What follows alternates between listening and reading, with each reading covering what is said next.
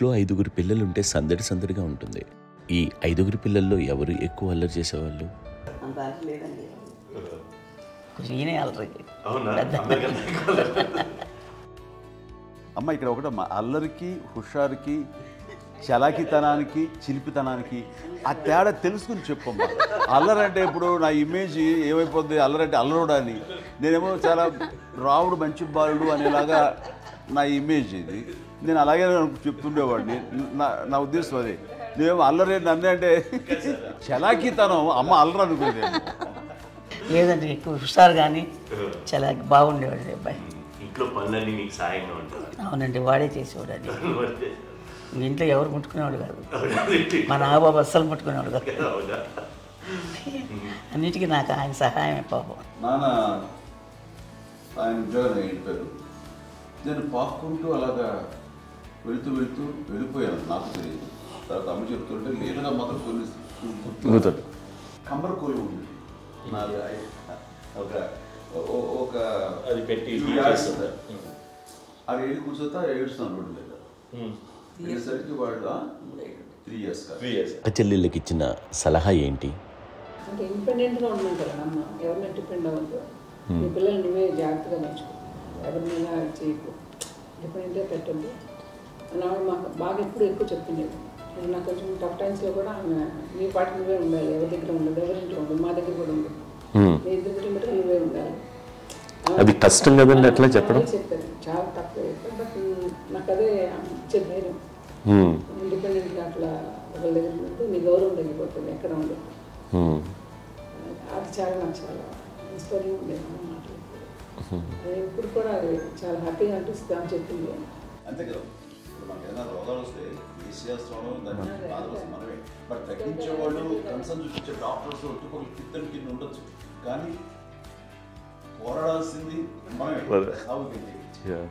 నాకు సార్ కొంచెం ఏదో ఒక డిప్రెస్డ్ ఇదేదో వస్తే ఫేస్ ఒకటి, నేనేదో ఇంకా మా అందరి నుంచి నేను సపరేట్ అయిపోయినట్టు ఒక సిచ్యువేషన్ వచ్చినప్పుడు అమ్మ నన్ను పట్టుకుని I'm there for you. Yes, ఎవరు నువ్వు అన్నా, ఎస్ అన్న ఫ్రెండ్స్ కానీ ఎవరైనా సరే ఎప్పుడు కూడా అలోన్గా మటుకు అనుకోకు, నేను నన్ను ఆవిడ నన్ను పట్టుకొని ఇచ్చిన అఫెక్షన్ లేదా ఫీలింగ్ అసలు బలం అన్నమాట. ఇంకా ఏంటంటే ఏమన్నా చేయగలను నేను, పర్లేదు లైఫ్లో నాకు ఏదైనా సాధించగలను అని ఒక భరోసా తల్లి దగ్గర నుంచి రావడం అనేది నాకు ఎవరు అవసరం లేదనిపించింది. అంత స్ట్రాంగ్గా ఆవిడ support, very strong, very practical. అంత స్ట్రాంగ్ చేసింది నాన్న చెప్పండి. మా పిల్లల విషయంలో మేము కూడా మేబీ అంత స్ట్రాంగ్ కాదేమో, సెన్సిటివ్గా ఉంటాం, కానీ అమ్మ మాటలు చాలా స్ట్రాంగ్గా ఉండి మమ్మల్ని కఠినంగా ఇలాగే ఉండాల్సింది, ఇలా ఉండండి, అప్పుడే మీరు నేర్చుకుంటారు. ఇక్కడ అమ్మ పాజిటివ్నెస్ గురించి ఇంకో మాట చెప్పాలి. అంటే తన బిడ్డలకే కాదు, ఈ రోజున మా రెండో పాప శ్రీజ కూడా తనకి లైఫ్ చిన్న డిస్టర్బెన్స్ వచ్చింది. ఆ టైంలో కూడా తను ఏముందంటే అప్పుడు నాన్న దగ్గరికి వెళ్ళాను, తను ఇచ్చిన భరోసా, తను ఇచ్చిన మాట వెళ్ళలేని ధైర్యం వచ్చింది నాతో. నాన్నమ్మ దగ్గర ఎప్పుడు కూర్చోస్తాడు అప్పుడే పాజిటివ్ ఫీలింగ్ వస్తుందని నాతో షేర్ చేసుకుంటాను. తను మాతో చెప్తుంటే అనిపిస్తుంది, కరెక్ట్ అమ్మ, ఏం పర్లేదమ్మా, లైఫ్ అంటే ఒకరితోనే అయిపోదు, ఆ ఒక్కరి వల్ల వాళ్ళ ఇన్ఫ్లుయెన్స్ తోటో వాళ్ళు మన మీద నియంత్రించడం కానీ మన బాధల్ని వాళ్ళు చేయడం అవుతాం.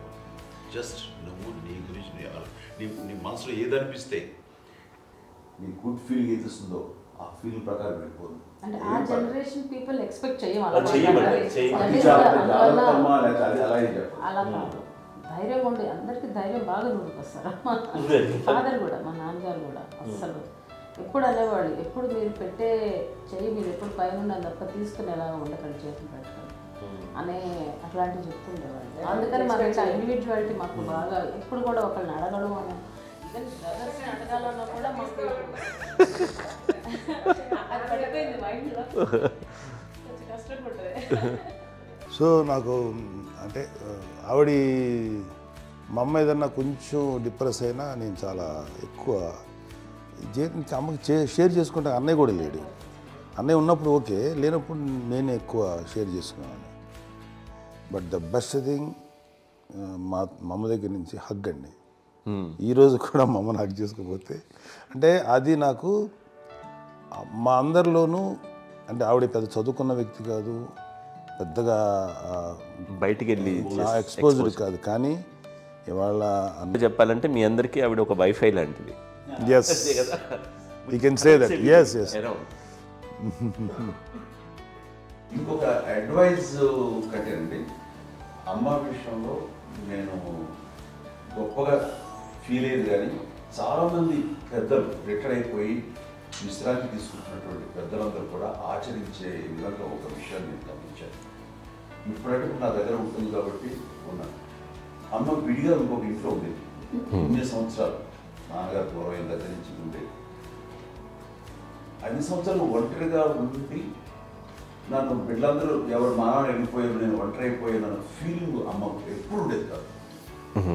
తర్వాత బిడ్డలు వాళ్ళ టైం బట్టి వచ్చి చూసుకుంటే సరిపోతుంది. అది వారమా, నెలక, 2 నెలక, అసలు ఒకసారి రాలేని పరిస్థితిలో ఉంటుంది. 5-6 నెలల పాటు ఇదే ఊళ్ళో ఉండి పక్క వీధుల్లో ఉండి ఎవరి పనులు వాళ్ళు బిజీగా ఉండి, ఎవరి షూటింగ్ వాళ్ళు బిజీగా ఉండి, ఎవరి ప్రొఫెషన్లో వాళ్ళు బిజీగా ఉండి, ఎవరి ప్రొఫెషన్లో వాళ్ళు బిజీగా ఉండి, తన సంసారం తను బిజీగా ఉంటాను. ఒకసారి అమ్మ ఏమీ ఫీల్ అయ్యేది కదా, ఏంటమ్మా రావట్లేదు, అసలు పట్టించుకోవట్లేదు ఏంటి అంటే అంతేలేమ్మా అని ఇలాంటి నిరసన మాటలు కానీ, ఈసరింపు మాటలు కానీ, లేకపోతే న్యూనతాభావం కానీ ఇలాంటివి ఎప్పుడు అమ్మకు లేవండి. వచ్చారు అమ్మ దగ్గర ఏం చేసి పెట్టడా చెప్పండి అంటూ చాలా పాజిటివ్ ఉండి ఇప్పటికీ కూడా తను సపరేట్గా ఇచ్చిన మా ఇంట్లో ఎంతో ఉంటుంది. వేరే ఎందుకంటే అమ్మకి మోస్ట్ స్ట్రెస్ బస్టర్ వచ్చేసినా లేకపోతే ఏదో రిలీఫ్ ఏంటంటే తన కిచెన్లో కూర్చొని వండి అందరికి పెట్టాం. ఇప్పటికీ కళ్యాణ్ బాబు అక్కడక్కడ తిరిగేసి ఎక్కడో చేసి నిరసన చేసి చేసి వస్తే అమ్మకి చాలా జాలి. ఆడేదో ఇంక మేము గుడ్లా కష్టపడుతున్నాం కానీ ఆడి ఎంతలో వెళ్ళేదో మీ టీవీలో వాటిలో అది ఎక్కువగా చూపించేసరికి వాడే కష్టపడతారు, మేము కష్టపడలేదు ఫీల్ అమ్మకి. అందులో వాడు రాగానే ఎలా వచ్చావా అని అమ్మ ఎక్కడ కళ్యాణ్ బాబు అంటే ముందు అమ్మను కానీ ఎక్కడ కళ్యాణ్ బాబు తను ఎక్కడ ఉంటాడో ఏ ఉంటాడు తెలుసు. అది చూస్తారు ఎక్కడ తను వాడికి ఇష్టమైన బిర్యానీ అవి చేసి చక్కగా పంపించి అన్నీ చేస్తుంటాడు. అట్లాగా బిడ్డలకి పెట్టడమే తప్ప బిడ్డల నుంచి ఈ వయసులో ఎక్స్పెక్ట్ చేయడం లేకపోగా కొంచెం పట్టించుకోవట్లేదు అనే ఒక న్యూనత భావంలోకి వెళ్ళిపోయి సైకలాజికల్ డిప్రెస్ అయ్యే మదర్ మాత్రం కాదు. ఆ రకంగా మాకందరికీ భరోసా. మేము కూడా పెద్ద అయినా బిడ్డలు వాళ్ళ ప్రవృత్తి ఉద్యోగరీత్యా వాళ్ళ వృత్తిరీత్యా వాళ్ళు దూరం అయిపోయి మనల్ని చాలా కమ్యూనికేషన్ గ్యాప్ వచ్చినా సరే బిడ్డలు నాకు దూరం అయిపోయి పట్టించుకోవట్లేదు. ఇలాగే చూసావా వెళ్ళి ఎంత ఇదిగా వదిలేయేవాళ్ళు గురించి ఇప్పుడు ఏమైపోయాను అన్న ఇంత కించెం బాధపడలేదు వాళ్ళకి అంటూ నెగిటివ్ సైడ్ ఆలోచించే విధానం లేనే లేదు. అది మా అందరికి ఎంత కంఫర్టబుల్ అంటే అంత అయితే కాదు. చూసుకోకపోతే మాధవ్ చూసుకుని మాధవ్ లేకపోతే నాగబాబు వెళ్తుంటాడు కడియడం వల్ల మా విజయ్ చూసుకుంటున్నది సరే నాకు కళ్యాణ్ బాబు తను చూసుకుంటుంటాడు. ఇలా ఎవరో కూడా వెళ్తూ ఉంటాం. అమ్మ మాత్రం అది వెరీ గుడ్ హెల్దీ. నేను చాలా మంది తల్లిదండ్రులు చూశాను, వాళ్ళు చాలా ఇబ్బంది పడుతుంటారు, పట్టించుకోవడం మేము అర్థం చేసుకోగలము కానీ వాళ్ళు వస్తే బాగుంటుంది కదా అనేది ఉంటుంది. ఫీల్ అవుతారు. అవును, అలాంటి ఫీలింగ్ ఏం లేదు. పైగా బిడ్డలు వస్తే వాళ్ళు ఏం చేసి పెట్టాలా అనే ఆలోచన ఉంటుంది. అది వెరీ హెల్దీ. చాలా మంది ఆచరించాల్సిన గొప్ప విషయం అనుకుంటాను.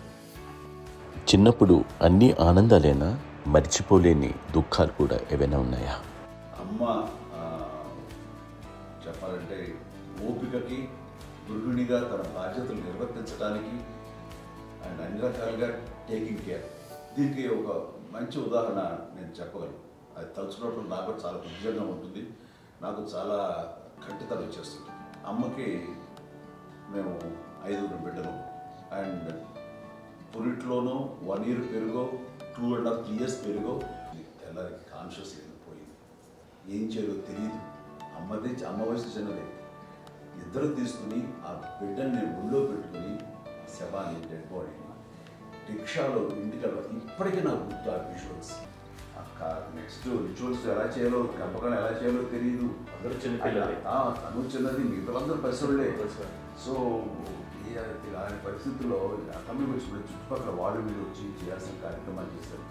ఆ సమయం నాకు ఎక్కడో కమ్యూనికేట్ చేసి డిపార్ట్మెంట్ ద్వారా నాన్న వచ్చేసరికి అన్నీ అయిపోయింది. ఇప్పటికీ అది నాకు ఎందుకంటే మేము ఇలా ఎన్ని పురుషులు ఎన్నుకుంటున్నామంటే ఎలాంటి ఇది లేకుండా జాగ్రత్త అనే ఒక హెచ్చరికలాగా చేస్తూ అండ్ పంపించాలని సపోర్ట్ చేస్తాం. అండ్ ఇప్పుడేస్తే నా మీద ఎంత నమ్ముకుంటే నేను ఏ నిర్ణయం తీసుకున్నా మరో మాట అది తనకి హాస్పిటల్ పెద్ద ఫోబియా. నేను ఎక్కడికి వస్తాను హాస్పిటల్ ఈ మధ్యకాలంలో సరే అమ్మ మోకాల ఆపరేషన్ జరిగింది. అమ్మ నువ్వు కొంత బాధపడుతున్నావు, అసలు ఈ రోజున వచ్చిన మెడికల్ అడ్వాన్స్మెంట్ నీకు అసలు ఏ బాధ తెలియకుండా మోకాల ఆపరేషన్ రీప్లేస్ చేస్తారు అని వీళ్ళందరూ చెప్పాలి. అదే అబద్ధం అండి. అది అన్నయ్య నన్ను గౌరవంగా మాట్లాడుతున్నాడు కానీ అన్నయ్య అవుట్ ఆఫ్ ప్రొటెక్షన్ మాట్లాడుతున్నాడు కానీ అవుట్ ఆఫ్ మాట్లాడుతున్నాడు కానీ అసలు ఎప్పుడు ఏ పని చేయలే. లేదు నిజే ప్రామిస్ అండి, ఏ పని చేసేవాడు కాదు. మా ఇద్దరికి మధ్యలో పాపం అన్నయ్య చాలా పని చేసేవాడు. ఎంత పని చేసేవాడు, నేను ఇచ్చిన తర్వాత మళ్ళీ నాకు ఏదైనా చిన్న పని చెప్తే అది కూడా నువ్వే చేయనివ్వండి. ఆ కోపం వచ్చేది, కోపం వచ్చి ఒకడు కొట్టేవాడు, కొడితే కోపం వచ్చేది తప్ప నేను వెళ్ళేవాడిని కాదు. అమ్మకి ఎప్పుడు ఏంటంటే ఒక ఇదే పని చేయడని, అంతే. నిజంగా ఏ పని చేసేవాడిని కాదు. అవునా? లేదు లేదు లేదు మహాప్రేమ.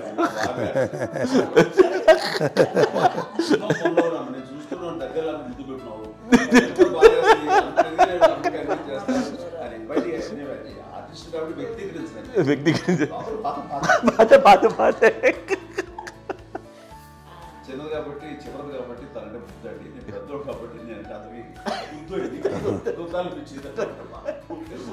ఎక్కువ కష్టపడింది కానీ మా నాన్నగారి చేతిలో ఎక్కువ అంటే నాన్న బాగా కోపం ఎక్కువ అనుమానించింది కానీ అన్నయ్య పాపం బాగా దొరికేసేవాడు పాపం.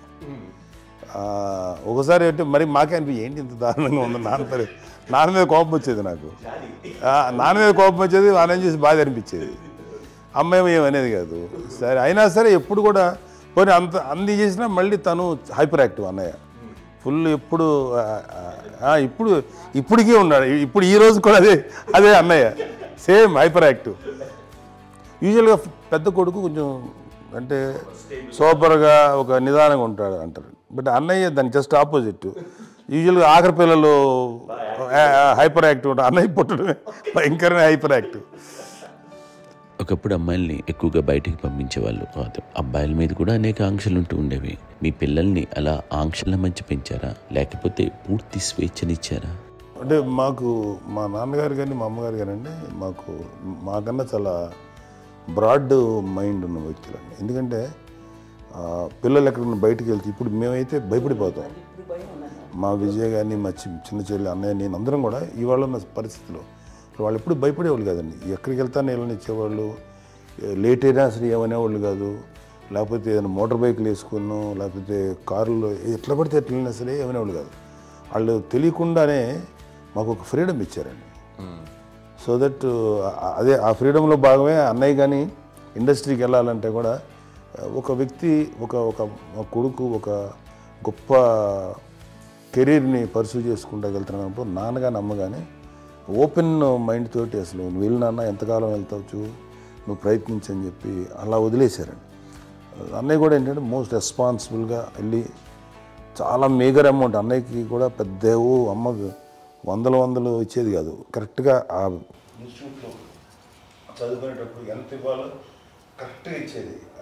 తనకి ఎక్స్ట్రా ఖర్చు పెట్టుకుంటే అంటే అట్లా ఉండేది పరిస్థితి. అంతే కదా, అంత జాగ్రత్తగా అన్నయ్య కూడా అంత రెస్పాన్సిబిలిటీగా రెసిప్రోకేట్ అయ్యి చేసి అందువల్ల మా అమ్మ నమ్మకం మా అమ్మగారి మా నాన్నగారి నమ్మకాన్ని ఎప్పుడు అది ఇంత నమ్మకానికి 10 times ఇచ్చాడు. ఏ వయసెస్ వైపు కానీ ఏ అలవాట్ల వైపు కానీ ఎందులో ఇండల్జ్ అవ్వకుండా నాకు నేనుగా నియంత్రించుకుంటూ సరైన మార్గంలో వెళ్ళేలాగా నాకు వెళ్ళడానికి లోపల ఆ స్ట్రాంగ్ థాట్. అడగగానే వాళ్ళు రెసిస్ట్ చేస్తే చాలా ఆపేశారు అని ఏదో చిన్న రిలక్టెంట్ ఫీలింగ్ ఉంటుంది. వాళ్ళ మీద చిన్న కోపం నిరసన ఉండేది. వాళ్ళు అలా లేకపోవడానికి వాళ్ళు వెంటనే అడిగిన వెంటనే జాగ్రత్త అనే నిర్ణయం ఉండేది. కానీ జాగ్రత్త అని హెచ్చరిక చేయడంతో నాకు మరింత బాధ్యత తిరిగి గుర్తు తిరిగి నేను నడుచుకుంటూ వెళ్ళాను. కాబట్టి అది నాకు ప్లస్ అయింది వాళ్ళ దగ్గర. అంటే మదర్ అంటే తల్లి అనే కాదు, మదర్ ఫిగర్ ఎవరిచ్చినా సరే అది నానైనా తల్లితో సమానం అనుకుంటాను. నాకు చెప్పినట్లుగా అట్లాగా అలిసిపోయి వచ్చిన నాకు కాళ్ళు నొక్కుతుంటే నాకు భయం వేసేసేది. ఆ తర్వాత పడుకో అది గమనించేవాడు, అది కూడా కోపం అంటే ఉదాహరణ అంటే మళ్ళీ అదే నాకు తిడతారు ఎందుకు కాదు పడుకుని ఎక్కడ నిద్ర వస్తాయండి నాన్న అంటే. సో ఆ రకంగా నాన్న తన ప్రేమను చూపిస్తుంటారు. ఆ తర్వాత గోండా టైప్లో కూడాను నేను ట్రైన్ కింద వెళ్తుంటే నాన్న అక్కడే ఉన్నారు, రాజమండ్రి దగ్గర ప్రాంతంలో. ఆయన చాలా కోపం చేస్తుంది, ఇలాంటివి చేస్తుంటావు నువ్వు, ఏదైనా అయితే ఏంటి అనేది చెప్పి, ఏం పర్లేదన్నా ఏమవుతుందో అన్ని రకాల సేఫ్టీ అన్ని రకాల జాగ్రత్త చూసుకున్నాం. ఈ రోజు ఉన్నంత సేఫ్టీ అప్పుడు లేదు. అయినా సరే రేపు పొద్దున నీ కొడుకులు ఇలాంటి పరిస్థితులు నీకు తెలిసి వస్తారు అప్పుడు అనేవాడు. ఎన్నిసార్లు మాట అనేవాడు. నాకు నిజంగానే మగధీర టైంలో గుర్ర వేసుకుని ఆ రోడ్డు మీద పడిపోయేది అని అన్నప్పుడు నాకు ఆ ఫస్ట్ టైం ఆ ఫీలింగ్ కలిగింది. అలాగే పీటర్ హెయిన్స్ అనేవాడు ఫస్ట్ మగధీరలో జంప్ చేస్తారు, మోటార్ బైక్ జంప్ చేసినప్పుడు ట్రైల్లో పీటర్ హెయిన్స్ అంత హైట్ నుంచి 20 feet 25 feet హైట్ నుంచి పడిపోయి మొత్తాన్ని బోన్స్ ఇరగొట్టుకుని వాడు 7 నెలల పాటు వాడు ఇరప్పుడు హాస్పిటలైజ్డ్. అది వీడైతే ఏమో తలుచుకుని భయం వేసేసేది. అప్పుడు నాన్న గుర్తుకు వచ్చేవాడు, ఓహో వాళ్ళ టెన్షన్ ఇంతే లేదు, మనకి మన కొడుకు వస్తే తెలియదు ఈ మాట నాన్న ఎప్పుడు అన్నారని అనిపిస్తుంది. Sweet memories. అత్త కోడళ్ళ మధ్య అనుబంధం ఎలా ఉంటుంది? సురేఖ్ గారితో మీకున్న అనుబంధం గురించి చెప్తారా? మాకండి కోడలు కాదండి, నా కూతురండి. అంత బాగుంది. మీది ఒక అందమైన ఉమ్మడి కుటుంబం, అందరూ కలిసి ఉంటారు. ఇంత ఆనందంగా ఉండడానికి కారణం ఏంటి? దీనికి పునాది ఎవరే వేశారు? మా నాన్నగారి క్వాలిటీ నేను ఎగ్జాంపుల్ చెప్పగలను. అమ్మ వాళ్ళ ఇంట్లో పెద్దది, వాళ్ళ నాన్నగారు అంటే మా తాతయ్య గారు ప్రొహిబిషన్ డిపార్ట్మెంట్లో సిఐగా ఎస్ఐగా వచ్చాడు. అమ్మ తర్వాత అబ్బాయి తర్వాత ముగ్గురు ఆడగారు. వాళ్ళు ఎంతంటే రాకరావడి నాగబాబు కంటే కూడా చిన్నమ్మ, అది ఆ వయసు అంత చిన్నవాడు. అమ్మ మా పిన్నమ్మని నాకంటే చిన్నవాడు. అలాంటి పిన్నమ్మల్ని ఆయన వీళ్ళ నాగ చనిపోయిన తర్వాత తన ఫ్యామిలీ అంతగా నాన్న పెంచారు. నాన్న కూడా అరాపురా శాలరీ మీద బతికేదే తప్ప కూడా కాదు. సో తనకు మిగిలిన దాంట్లో మళ్ళీ ఆ ఫ్యామిలీని చూసుకోవడం, మా అమ్మమ్మని చూసుకోవడం, వాళ్ళ మంచి చెడు చూసుకోవడం. వాళ్ళకు ఇల్లు మాత్రం ఉంది మొగల్తూరులో. ఆ ఇంట్లో వాళ్ళు అద్దెకు వస్తే ఆ కొంచెం డబ్బు నానిచ్చే అక్కడ పొలం కొనిచ్చారు. ఆ పొలం ఇచ్చే డబ్బుతోటి అంతా బాగా చూసుకోరు తన ఫ్యామిలీ లాగా. కాబట్టి నాన్న ఫస్ట్ సూత్రధారి. అమ్మ కూడా ఫ్యామిలీ బాండింగ్ టుగెదర్నెస్ అనేది స్ట్రాంగ్గా ఉండటానికి నాన్న ఏర్పాటు చేసినటువంటి బీజం అది అమ్మ కంటిన్యూ చేస్తుంది.